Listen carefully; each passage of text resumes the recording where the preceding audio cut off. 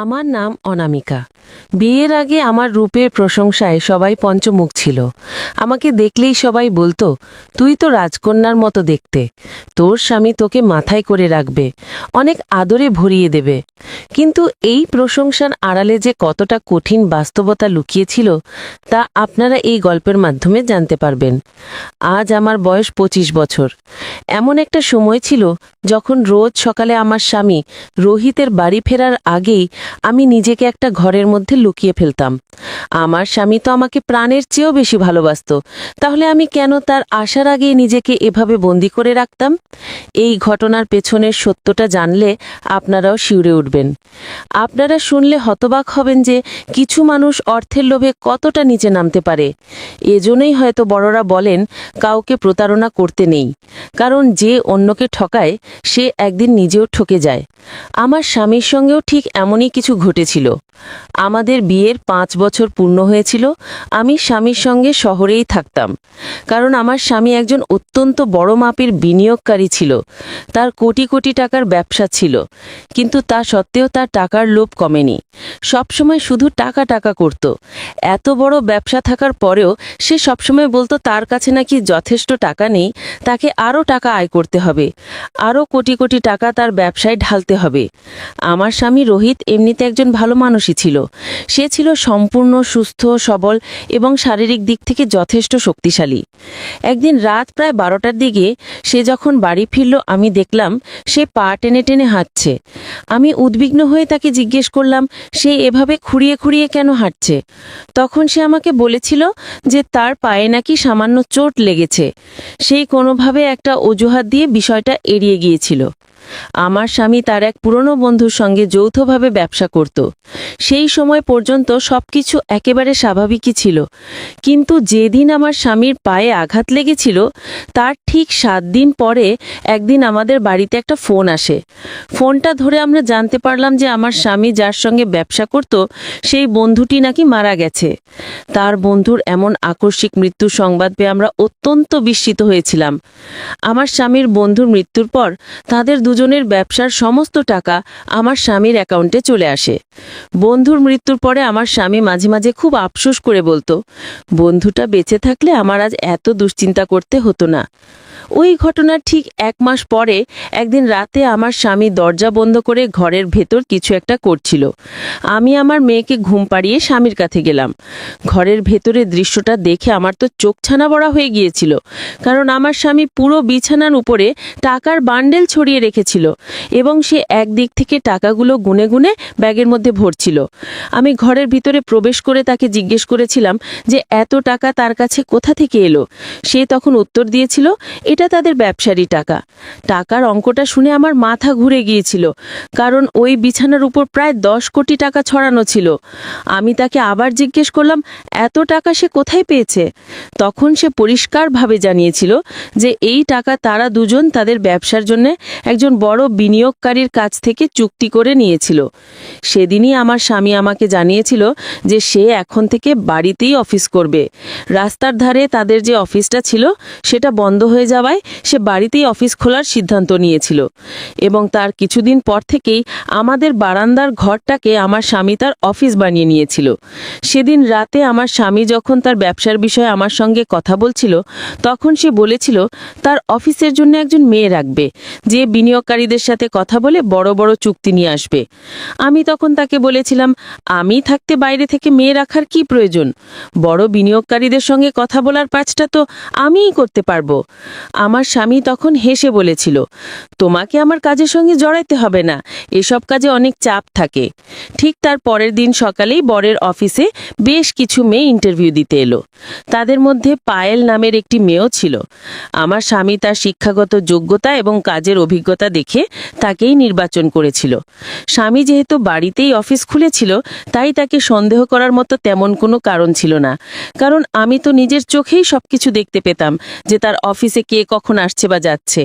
স্বামী বাড়িতে অফিস করার ফলে আমার কিছু জিজ্ঞেস করার আগেই সে তার অফিসের প্রত্যেকটা কাজের কথা রাতে আমার সঙ্গে আলোচনা করত। পায়েলকে নির্বাচন করার পরে আমার স্বামী আমাকে বলেছিল মেয়েটা নাকি অত্যন্ত মেধাবী এবং এই কাজে তার অভিজ্ঞতাও অনেক বেশি, আমার স্বামীর পায়েলের উপর অগাধ বিশ্বাস ছিল যে সে খুব শীঘ্রই একজন বড় বিনিয়োগকারীর সন্ধান দেবে, যিনি প্রায় 20 কোটি টাকা বিনিয়োগ করতে রাজি হবেন।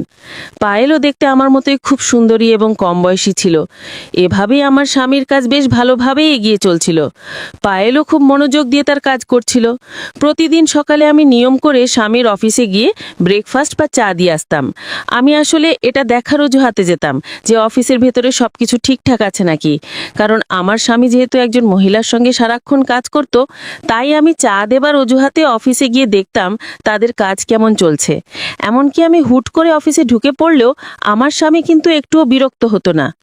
এইভাবে বেশ কিছুদিন কেটে যাওয়ার পর একদিন যখন আমি চা নিয়ে হঠাৎ করে অফিসের দরজা খুলে ভিতরে ঢুকলাম, তখন ভিতরের দৃশ্যটা দেখে আমার বুকের ভেতর যেন দাও দাও করে জ্বলে উঠল। সেদিন আমি প্রথম এমন কিছু দেখেছিলাম যা আমার মনকে ভেঙে চুরমার করে দিয়েছিল। আসলে পায়েলের পোশাকে টেবিলে রাখা এক গ্লাস জল পড়ে গিয়েছিল এবং তার হাঁটুর ওপরের অংশে পড়ে যাওয়া জল আমার স্বামী একটা টিস্যু পেপার দিয়ে মুছে দিচ্ছিল। আমি দরজা খুলে ওই দৃশ্যটা দেখার সঙ্গে সঙ্গে আমার স্বামী তাড়াতাড়ি পায়েলের পা থেকে নিজের হাতটা সরিয়ে আমার দিকে তাকিয়ে মুচকি হেসে বলেছিল, আসলে পায়েলের গায়ে জল পড়ে গিয়েছিল, তাই আমি সেটাই মুছে দিচ্ছিলাম। কিন্তু আমার তাতে ভীষণ রাগ হয়েছিল। আমি তখন চায়ের কাপটা টেবিলে রেখে দিয়ে রাগে গজরাতে গজরাতে সেখান থেকে বেরিয়ে চলে গেলাম। ওই সময় পায়েল কিন্তু মাথা নিচু করে চুপচাপ দাঁড়িয়েছিল। আমি বুঝতে পারছিলাম সেও আমাকে দেখে খুব লজ্জিত হয়েছে। সেদিন সন্ধ্যায় যখন আমার স্বামী অফিস বন্ধ করে ঘরে এলো, তখন আমি তাকে অনেক রাগ দেখিয়ে বলেছিলাম, তোমার কি এমন দরকার যে পায়েলকে নিজের অফিসে রাখতে হবে? ও যে কাজটা করে দিচ্ছে সেটা তো আমিও করে দিতে পারতাম। আমার স্বামী তখন আমাকে ব্যঙ্গ করে বলেছিল, তুমি তো শুধু একজন গ্র্যাজুয়েট, কিন্তু পায়েল MBA করেছে, সে তার কলেজের সেরা ছাত্রী ছিল। শুধু তাই নয়, এই কাজে ওর অনেক অভিজ্ঞতাও রয়েছে, সেই যোগ্যতাটা তোমার মধ্যে নেই। সেদিনই প্রথম আমি আমার স্বামীর মুখে অন্য কোনো মহিলার এত প্রশংসা শুনেছিলাম। আমার ভীষণ কষ্ট হয়েছিল। এটা তো একটা স্বাভাবিক ব্যাপার যে কোনো স্ত্রী যখন তার স্বামীর মুখে অন্য কোনো মহিলার প্রশংসা শোনে, তখন তার কষ্ট হবেই স্বাভাবিক। তবু আমি আমার স্বামীকে এটা বোঝানোর চেষ্টা করেছিলাম যে মানুষ চেষ্টা করলে সব কিছুই পারে এবং আমি তার ব্যবসায় তাকে সাহায্য করতে চাই। আমি পায়েলের জায়গায় তার কাজগুলো করে দিতে আগ্রহী। কিন্তু আমার স্বামী কোনোভাবেই আমার প্রস্তাবে রাজি হলো না। শুধু তাই নয়, বেশ কিছুদিন ধরে এই ব্যাপারটা নিয়ে আমার সঙ্গে আমার স্বামীর মনোমালিন্য চলছিল। আমি রেগে গিয়ে তাকে বলেছিলাম, পায়েল দেখতে অনেক সুন্দরী, তাই তুমি তাকে সেক্রেটারি হিসাবে নিজের অফিসে রেখেছো তো? সেদিন রাত 12টার সময় আমার স্বামী বাইরে থেকে বাড়ি ফিরেছিল। আমি তার জন্যই অপেক্ষা করে বসেছিলাম। তাকে যখন জিজ্ঞাসা করলাম, তুমি এত রাতে কোথায় ছিলে? সে তখন বলল, তার নাকি বাড়িতে আসতেই ইচ্ছা করছিল না, তাই সে বাইরে ছিল। কিন্তু আমার সন্দেহ হলো যে সে নিশ্চয়ই পায়েলের সঙ্গে দেখা করতে গিয়েছিল। আমি তখন আর নিজেকে সামলাতে না পেরে তাকে সরাসরি বলেছিলাম, তুমি আমাকে মিথ্যে কথা বলছো, তুমি নিশ্চয়ই ওই পায়েলের সঙ্গে দেখা করতে গিয়েছিলে। আমার স্বামী কিন্তু তখনও কোনোভাবেই স্বীকার করছিল না যে সে পায়েলের সঙ্গে দেখা করতে গিয়েছিল। কিন্তু তার শরীর থেকে আসা মেইলি পারফিউমের গন্ধ পেয়ে আমি তখন রাগে ফেটে পড়েছিলাম। আমি চিৎকার করে বলেছিলাম, তুমি আমাকে মিথ্যে বলছো এবং তুমি খারাপ পথে পা বাড়িয়েছ। তুমি আমাকে সত্যি কথা বলো, এত রাত পর্যন্ত কোথায় ছিলে? তুমি পায়েলের কাছেই গিয়েছিলে, তাই তো? আমার মুখ থেকে বারবার একই কথা শুনে আমার স্বামী তখন রেগে চিৎকার করে আমাকে বলেছিল, হ্যাঁ, আমি পায়েলের সঙ্গেই দেখা করতে গিয়েছিলাম। আমি তো আমার স্বামীর এইরকম আচরণ দেখে আরও বেশি অবাক হয়েছিলাম। তার মানে আমার স্বামী সত্যি রাত 12টার সময় পায়েলের সঙ্গে দেখা করতে গিয়েছিল। আমি তখন তাকে বলেছিলাম, তুমি যা করছো খুব খারাপ করছো। তুমি একটা বাচ্চার বাবা, তুমি কিভাবে আমাকে ঠকিয়ে অন্য মেয়ের সঙ্গে সম্পর্ক রাখতে পারো? আমার স্বামী তখন আমাকে অনেক রেগে বলেছিল, তোমার সঙ্গে আমি কোনো রকম তর্ক করতে চাই না এবং তোমাকে কোনো কথার অর্থও বোঝাতে চাই না। তোমার মাথায় আমার প্রতি সন্দেহের প্রকার ঢুকেছে। আমি নিজের ব্যবসা বাড়াতে চাই এবং পায়েল আমার জন্য খুব সৌভাগ্যের প্রতীক। ওই মেয়েটার মাধ্যমেই আমি নিজের স্বপ্ন পূরণ করতে পারবো। তাই আমি কোনো মতেই পায়েলকে আমার অফিস থেকে বের করব না। আমি তার সঙ্গে দেখা করতে গিয়েছিলাম, তার মানে এই নয় যে তার সঙ্গে আমার কোনো সম্পর্ক আছে। তার সঙ্গে আমার শুধুমাত্র কাজের সম্পর্ক রয়েছে। এই কথাটা তুমি নিজের মাথায় ঢুকিয়ে নাও। এত রাতে আমার স্বামী একজন মহিলার সঙ্গে দেখা করে এসেছে, এই কথাটা সহ্য করতে না পেরে আমি তাকে বলেছিলাম সে যেন পায়েলকে তার অফিস থেকে বের করে দেয়। কিন্তু আমার স্বামী আমাকে সাফ জানিয়ে দিয়েছিল সে পায়েলকে কোনো মতেই বের করবে না। তাতে আমি যদি বাড়ি ছেড়েও চলে যাই, তাহলেও সে নাকি পায়েলকে অফিস থেকে সরাবে না। আমি যখন তাকে হুমকি দিয়েছিলাম যে সে যদি পায়েলকে অফিস থেকে বের না করে তাহলে আমি নিজে পায়েলকে ঘাড় ধাক্কা দিয়ে অফিস থেকে বের করে দেব, এই কথাটা শুনে পরের দিন সকালবেলা পায়েল অফিসে আসার আগেই আমার স্বামী আমার সঙ্গে যে পাশবিক আচরণ করেছিল সেটা দেখে আমার পায়ের তলার মাটি সরে গিয়েছিল। আমি তো বিশ্বাসই করতে পারছিলাম না। আমি যখন তাকে পায়েলকে বের করে দেওয়ার হুমকি দিয়েছিলাম তখন আমার স্বামী পায়েল অফিসে আসার আগেই আমার ওপর পাশবিক অত্যাচার করে এবং স্টোর রুমে আমার হাত পা বেঁধে ফেলে রাখে, এমনকি আমার মুখেও কাপড় বেঁধে দিয়েছিল যাতে আমি কোনো রকম চিৎকার করতে না পারি। যেদিন থেকে আমার স্বামীর পায়ে আঘাত লেগেছিল সেদিন থেকে সে লাঠি নিয়ে খুঁড়িয়ে খুঁড়িয়ে হাঁটত। সেদিন তার হাতে সেই লাঠি দিয়েই আমাকে অনেক মেরেছিল যখন আমি তার মুখোমুখি হয়ে তর্ক করেছিলাম। এমনকি পরে জানতে পেরেছিলাম যে সেদিন পায়েল যখন অফিসে এসে আমার ব্যাপারে জিজ্ঞাসা করেছিল তখন আমার স্বামী তাকে মিথ্যে কথা বলেছিল যে আমি বাড়িতে নেই, আমি আমার বাবার বাড়িতে গেছি। সেই দিনের পর থেকে আমার স্বামী প্রত্যেকদিন আমার হাত পা এবং মুখে কাপড় বেঁধে দিয়ে আমাকে স্টোর রুমে বন্দি করে রাখত, কারণ আমি যেহেতু তাকে হুমকি দিয়েছিলাম যে পায়েলকে তার অফিস থেকে বের করেই ছাড়বো। এইভাবে প্রায় 10-12 দিন কেটে যাবার পর সেদিন যখন আমি আধমারা অবস্থায় স্টোর রুমে পড়েছিলাম তখন আমার স্বামী আমার কাছে এসে বলেছিল, তুমি যদি আমার কাজের সঙ্গে একমত থাকতে তাহলে আমাকে প্রত্যেকদিন তোমার সঙ্গে এরকম দুর্ব্যবহার করতে হতো না। তোমার এই রকম অবস্থা দেখে আমার খুব কষ্ট হচ্ছে। আমি তোমাকে কোনো কষ্ট দিতে চাই না, কিন্তু আমি বাধ্য হয়ে তোমার সঙ্গে এই রকম ব্যবহার করছি। আর এমনিতেও আমি তোমাকে কতবার বলেছি যে পায়েলের সঙ্গে আমার শুধুমাত্র কাজের সম্পর্ক রয়েছে, আর কিচ্ছু নয়। আমি তোমাকে এই অবস্থায় বেশি দিন ফেলে রাখতে পারবো না। এই বলে আমার স্বামী যখন আমার মুখের কাপড়টা সরিয়ে দিল তখন আমি কাঁদতে কাঁদতে তার হাতে পায়ে ধরে বললাম, দয়া করে আমার হাত ও পায়ের বাঁধন খুলে দাও। আমি তোমার কোনো কাজে বাধা সৃষ্টি করব না, তুমি যেটা বলবে আমি সেটাই করব, কিন্তু আমাকে আর এইভাবে বেঁধে রেখো না। আমার স্বামী তখন তাড়াতাড়ি আমার হাত ও পায়ের বাঁধন খুলে দিয়ে আমাকে জড়িয়ে ধরে বলল, আমি তোমাকে অনেক ভালোবাসি।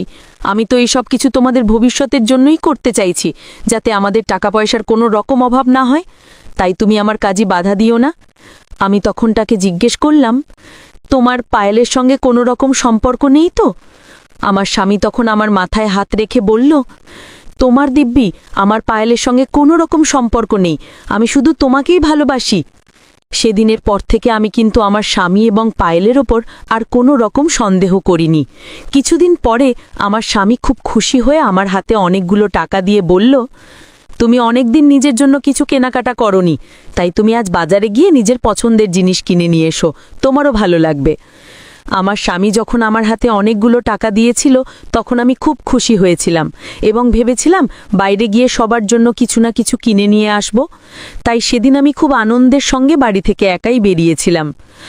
আসলে সেদিন আমার স্বামীর অফিস বন্ধ ছিল। সে বলেছিল তার ল্যাপটপে নাকি কিছু জরুরি কাজ আছে, তাই সে বাড়িতে থেকেই কাজটা করতে চায়।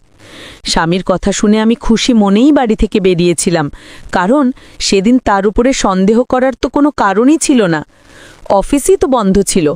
তাই সেদিন আমি যখন বাজার করতে বেরিয়েছিলাম তার প্রায় আধ ঘন্টা পরেই একটা অজানা নম্বর থেকে কেউ একজন ফোন করে আমাকে বলল, ম্যাডাম, আপনি তাড়াতাড়ি বাড়ি গিয়ে দেখুন আপনার স্বামী তার সেক্রেটারির সঙ্গে কি করছে। ছেলেটি কথা শুনে আমি ভীষণ ঘাবড়ে গিয়ে তাড়াতাড়ি একটা অটো ধরে বাড়ি ফিরে এসেছিলাম। বাড়ি ফিরে দরজা খুলে যা দেখেছিলাম তাতে আমার মাথা ঘুরে উঠেছিল। আমি তো স্বপ্নেও ভাবতে পারিনি যেই লোকটাকে আমি এত ভালো মনে করতাম সেই লোকটার মনে এতটা পাপ জমা ছিল। কারণ দরজা খুলে দেখলাম পায়েল ঘরের ভিতরেই ছিল, সে তার পোশাক ঠিক করছিল এবং আমার স্বামী নিজের প্যান্ট ঠিক করছিল। ওই দৃশ্যগুলো দেখার পরে আমার আর কিছুই বুঝতে বাকি ছিল না।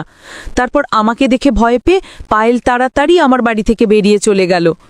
পায়েল চলে যাবার পরে আমি চিৎকার করে আমার স্বামীর কাছে গিয়ে তার কলার ধরে বলেছিলাম, তুমি এত বড় মিথ্যেবাদী আর চরিত্রহীন, তোমাকে দ্বিতীয়বার বিশ্বাস করে আমি অনেক বড় ভুল করেছি। তুমি তো বলেছিলে পায়েলের সঙ্গে তোমার কোনো সম্পর্ক নেই।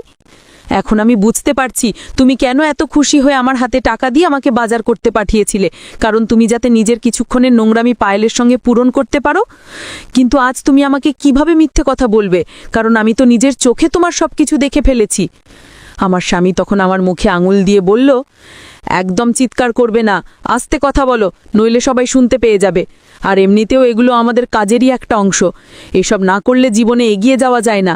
আমি যা করছি তোমাদের ভালোর জন্যই করছি। তার কথা শোনার পরে আমি তার গালে একটা সজোরে থাপ্পড় মেরে বলেছিলাম, তোমার লজ্জা করে না এই কথাটা বলতে যে তুমি যা করছো সবকিছু নাকি আমাদের জন্য? আমাদের জন্য এসব নোংরা কাজ করার কোনো দরকার নেই। আমি তোমাকে কোনোদিন বলিনি যে আমি কোটি কোটি টাকার গয়না চাই বা অনেক বড় বাড়ি চাই। তুমি আজকে এই মুহূর্তে ওই মেয়েটাকে তোমার অফিস থেকে বের করবে, নইলে আমি কিন্তু পুলিশের কাছে গিয়ে তোমার নামে অভিযোগ করব যে তুমি আমার থাকতে অন্য কোনো মহিলার সঙ্গে অবৈধ সম্পর্ক রেখেছো। আমি পুলিশের কাছে যাব এই কথাটা শুনে আমার স্বামী ভীষণ রেগে গিয়ে তার হাতের কাছে থাকা লাঠি দিয়ে আমাকে আবারও অনেক মারধর করে বলেছিল, যা করার আছে করে নে, আমি পায়েলকে ছাড়ব না। পায়েলের সঙ্গে থাকতে আমার ভালো লাগে। সে একটা শিক্ষিত মেয়ে, তার মধ্যে যে গুণ আছে সেই গুণ তোর মধ্যে নেই। তুই তো একটা গেঁউর মতো সেজেগুজে থাকিস। আর পায়েলকে দেখ, সে কতটা আধুনিক। তাই আমি সিদ্ধান্ত নিয়েছি আমি পায়েলের সঙ্গেই থাকব। আমি তো বুঝেই গিয়েছিলাম আমার স্বামী খারাপ পথে চলে গেছে এবং এই সময় তার সঙ্গে তর্ক করে কোনো লাভ নেই, কিন্তু চোখের সামনে তাকে অন্য মেয়ের সঙ্গে এসব করতেও দেখতে পারতাম না। তাই আমি সিদ্ধান্ত নিয়েছিলাম যে আমি আমার বাবার বাড়ি চলে যাব। আর তারপরের দিন সকালেই আমি মেয়েকে নিয়ে বাবার বাড়ি চলে গেলাম। বাবার বাড়ি গিয়ে কিন্তু আমি খুব বেশি দিন বাবা মায়ের কাছ থেকে সত্যিটা লুকিয়ে রাখতে পারিনি। তারপর বাবার বাড়িতে 10-15 দিন থাকার পর একদিন হঠাৎ করে দেখি আমার স্বামী এসে হাজির। সে বাড়িতে ঢুকেই আমার পা ধরে ক্ষমা চাইতে শুরু করলো। ওই সময় আমার বাবা অনেক রেগে গিয়ে তাকে বলেছিলেন, আমার মেয়েকে এত কষ্ট দিয়ে এখন তুমি ক্ষমা চাইতে এসছো? আমার মেয়ে তোমাকে কোনোদিন ক্ষমা করবে না। বেরিয়ে যাও আমার বাড়ি থেকে। আমার মেয়েকে আমি সারা জীবন নিজের কাছে রেখে খাওয়াতে পড়াতে পারবো। ওই সময় আমিও বাবার কথাতেই একমত ছিলাম, কারণ আমার স্বামী আমাকে যে কষ্ট দিয়েছিল তাতে তাকে ক্ষমা করা তো দূরের কথা, আমি তার কোনো কথাও শুনতে রাজি ছিলাম না। কিন্তু সে যখন আমার বাবা ও মায়ের হাতে পায়ে ধরে আমার সঙ্গে দুটো কথা বলার জন্য অনুরোধ করতে লাগলো, তখন আমি বাধ্য হয়ে তার কথা শুনতে রাজি হলাম। আসলে একটা মানুষের সঙ্গে 5 বছর সংসার করার পরেও আমি তার আসল রূপটা দেখতেই পাইনি। আমি তো তাকে অনেক ভালো মানুষ ভাবতাম, কিন্তু সে তো ছিল মানুষের রূপে একটা শয়তান। আসলে আমার স্বামী তার যেই বন্ধুটার সঙ্গে ব্যবসা করত, সেই বন্ধুটার দুর্ঘটনায় মৃত্যু হয়নি। তার মৃত্যুর পেছনে আমার স্বামীর একটা অনেক বড় ষড়যন্ত্র ছিল। আমার স্বামী তার বন্ধুকে ঠকিয়েছিল, আর এই কথাগুলো আমি কখনো জানতেই পারিনি। সেদিন রাতে আমার স্বামী যখন বাড়ি ফিরেছিল তখন সে খুঁড়িয়ে খুঁড়িয়ে হাঁটছিল, কারণ সেদিন তার বন্ধুর ক্ষতি করতে গিয়ে তার নিজের পায়েই আঘাত লেগেছিল। কিন্তু সে আমাকে মিথ্যে কথা বলেছিল। আজ অবধি সে আমাকে কোনো কিছুই সত্যি বলেনি। সে আমাকে সবসময় অন্ধকারে রেখেছিল। তার বন্ধুর মৃত্যুর পরে সে সমস্ত টাকা পয়সা নিজের অ্যাকাউন্টে নিয়ে নিয়েছিল, এবং এই টাকার লোভেই সে তার বন্ধুকে পৃথিবী থেকে সরিয়ে দিয়েছিল। তারপরে সে যখন একাই ব্যবসা করার সিদ্ধান্ত নিয়েছিল, তখন সে বাড়িতে অফিস খুলে পায়েলকে রেখেছিল বিনিয়োগকারীদেরকে নিজের ফাঁদে ফেলার জন্য। কিন্তু পায়েল নাকি ধীরে ধীরে আমার স্বামীকেই নিজের ভালোবাসার জালে ফাঁসিয়েছিল। এমনকি আমার স্বামী প্রত্যেকদিন পায়েলের সঙ্গে ঘনিষ্ঠ হতো, এবং এই কথাগুলো আমি কোনোদিনই জানতে পারিনি। আমার স্বামী নাকি রোজ পায়েলের সঙ্গে ব্যক্তিগতভাবে দেখা করত, এমনকি তার বাড়িতেও যেত। পায়েল এটাও বলেছিল যে তার একজন প্রেমিক আছে, তাহা সত্ত্বেও আমার স্বামী পায়েলকে বলেছিল, তুমি তোমার প্রেমিককে ছেড়ে দিয়ে আমার সঙ্গে চলে এসো, আর তুমি যদি আমার সঙ্গে থাকতে রাজি হও তাহলে আমিও নিজের স্ত্রীকে ছেড়ে দেব। কিন্তু পায়েল আমার স্বামীর প্রস্তাবে নাকি রাজি হয়নি। কিন্তু সে আমার স্বামীকে নিজের জালে জড়িয়ে রেখেছিল, কারণ সে আমার স্বামীকে উচিত শিক্ষা দিতে চেয়েছিল। এবং সে আমার স্বামীকে এমনভাবে ঠকিয়েছে যে আমার স্বামীর এখন আত্মহত্যা করা ছাড়া আর কোনো পথ খোলা নেই। কারণ আমি যখন তাকে ছেড়ে বাবার বাড়ি চলে এসেছিলাম, তারপরে একজন অনেক বড় বিনিয়োগকারী 20 কোটি টাকা আমার স্বামীর কোম্পানিতে বিনিয়োগ করেছিল, এবং আমার স্বামী নাকি একটা অনেক বড় চুক্তিপত্রে সই করেছিল। তারপরে পায়েল যখন আমার স্বামীকে নিজের প্রেমের ফাঁদে ফেলে তার কাছ থেকে সমস্ত তথ্য গোপন বিবরণ নিয়ে আমার স্বামীর অ্যাকাউন্ট থেকে 30 কোটি টাকা নিজের অ্যাকাউন্টে ট্রান্সফার করে নেয়, তখন সে আমার স্বামীর সঙ্গে দেখা করে বলেছিল যে সে আমার স্বামীর সব টাকা নিজের অ্যাকাউন্টে নিয়ে নিয়েছে, ঠিক যেইভাবে নাকি আমার স্বামী পায়েলের স্বামীকে ঠকিয়ে তাকে মৃত্যুর মুখে ঠেলে দিয়ে তার 10 কোটি টাকা নিজের অ্যাকাউন্টে নিয়েছিল। আসলে আমার স্বামীর বন্ধু অর্থাৎ পায়েলের স্বামী আমার স্বামীর সঙ্গে ব্যবসা শুরু করার 2 মাস আগেই নাকি পায়েলের সঙ্গে গোপনে রেজিস্ট্রি বিয়ে করেছিল। আমার স্বামীর মৃত বন্ধু যে পায়েলের সঙ্গে রেজিস্ট্রি বিয়ে করেছিল, এই ব্যাপারে আমরা কেউই কিছু জানতাম না, এবং আমরা কোনোদিন ভাবতেও পারিনি যে পায়েলই হচ্ছে সেই মেয়ে যাকে আমার স্বামীর বন্ধু বিয়ে করেছিল। সেদিন পায়েল আমার স্বামীকে বলেছিল, তুমি যেমন আমার স্বামীকে আমার কাছ থেকে কেড়ে নিয়েছ এবং তাকে যেমনভাবে তুমি ঠকিয়েছিলে, আমিও ঠিক সেইভাবেই তোমাকে আজ এমনভাবে ঠকিয়েছি যে তোমার আত্মহত্যা করা ছাড়ার কোনো উপায় নেই, কারণ এই ৩০ কোটি টাকা তুমি নিজে কিডনি বিক্রি করেও শোধ করতে পারবে না। আমি তো সেদিনই বুঝে গিয়েছিলাম, যেদিন তুমি ১০ কোটি টাকা নিজের অ্যাকাউন্টে ট্রান্সফার করেছিলে, সেদিনই আমি বুঝে গিয়েছিলাম যে আমার স্বামীর মৃত্যুর পেছনে তোমারই হাত আছে। তাই আমি সেদিনই প্রতিজ্ঞা করেছিলাম যে তোমাকে আমি উচিত শিক্ষা দেব, কারণ তোমার জন্য আজ আমি আমার স্বামীকে হারিয়েছি। সেদিন আমার স্বামী যখন পায়েলের মুখ থেকে সবকিছু শুনেছিল, তখন সে তাকেও নাকি মারার চেষ্টা করেছিল। তখন পায়েলের প্রেমিক, যার নাম অরিন্দম, আসলে ওই ছেলেটা পায়েলের প্রেমিক ছিল না, সে তো ছিল পায়েলের মামাতো ভাই, এবং সে পায়েলকে সাহায্য করেছিল আমার স্বামীকে উচিত শিক্ষা দিতে। সেদিন পায়েল আমার স্বামীর চোখের সামনে থেকে ৩০ কোটি টাকা নিয়ে উধাও হয়ে গিয়েছিল, কিন্তু আমার স্বামী কিচ্ছু করতে পারেনি। এমনকি পায়েল আমার স্বামীকে একটা ভিডিও দেখিয়েছিল, যেই ভিডিওতে আমার স্বামী আমাকে ধরে পাশবিকভাবে মারধর করেছিল, এবং পায়েল বলেছিল সে নাকি এই ভিডিওটা পুলিশকে দিয়ে দিয়েছে। আমার স্বামীর সব কিছু বলার পরে পুলিশ কিন্তু আমাদের বাড়িতে এসে হাজির হয়েছিল। ভিডিওটি দেখার পরে পুলিশ আমাকে জিজ্ঞাসা করেছিল যে আমার স্বামী কি সত্যি আমার উপরে শারীরিকভাবে অত্যাচার করত। ওই সময় আমার স্বামী আমাকে চোখে চোখে ইশারা করে বারণ করেছিল যাতে আমি সত্যি কথাগুলো না বলি, কিন্তু আমি সেদিন সব কিছু সত্যি কথা বলেছিলাম। আমার স্বামী ওই সময় আমার পা ধরে ক্ষমা চেয়েছিল, কিন্তু আমি তাকে ক্ষমা করতে পারিনি, কারণ সে আমার সঙ্গে অনেক অন্যায় করেছিল। সে যেমন আমাকে ঠকিয়েছিল, ঠিক সেও নিজে ঠকে গিয়েছিল, এবং তার বেঁচে থেকেও কোনো লাভ ছিল না, কারণ সে ওই ৩০ কোটি টাকা জীবনেও শোধ করতে পারত না। তাই আমার স্বামী জেল হয়েছিল। এখন সে জেলে বসে জেলের খাবার খাচ্ছে। আমার স্বামী তো আমাকে প্রথম থেকেই অন্ধকারে রেখেছিল, সেই তো আমার সঙ্গে ভালোবাসার অভিনয় করেছিল। টাকার লোভে আমার স্বামী যে ভেতরে ভেতরে কত দুর্নীতি করেছিল, সেগুলো তো আমি কিচ্ছু জানতাম না। আমি তো তাকে চোখ বন্ধ করে বিশ্বাস করতাম। এই জন্যই হয়তো বলে যে যেমন কর্ম করে সে ঠিক সেই রকমই ফল পায়। আমি তো দেখতে শুনতে ভীষণ সুন্দরী ছিলাম, তা সত্ত্বেও আমার সঙ্গে এত খারাপ হয়েছিল। এই জন্যই বলে যে চেহারা সুন্দর হলেই যে ভাগ্য সুন্দর হবে, এটা কিন্তু সত্যি নয়। কার ভাগ্যে কি লেখা আছে সেটা তো একমাত্র উপরওয়ালাই জানেন। এখন আমি আপাতত বাবার বাড়িতেই আছি এবং ভালো আছি। আমার স্বামী টাকার লোভে অন্ধ হয়ে গিয়েছিল, আজ টাকার জন্যই তার পুরো জীবনটাই নষ্ট হয়ে গেছে। এই জন্যই বলে অতিরিক্ত লোভ করা উচিত নয়। আজ আমার স্বামীর সঙ্গে সেটাই হয়েছে। লোভে পাপ এবং পাপে মৃত্যু। বন্ধুরা, আজকের গল্পটি এখানেই শেষ করছি। গল্পে কোনো ভুল ত্রুটি থাকলে ক্ষমা করে দেবেন। গল্পটি ভালো লাগলে অবশ্যই লাইক, শেয়ার ও সাবস্ক্রাইব করতে ভুলবেন না। ধন্যবাদ।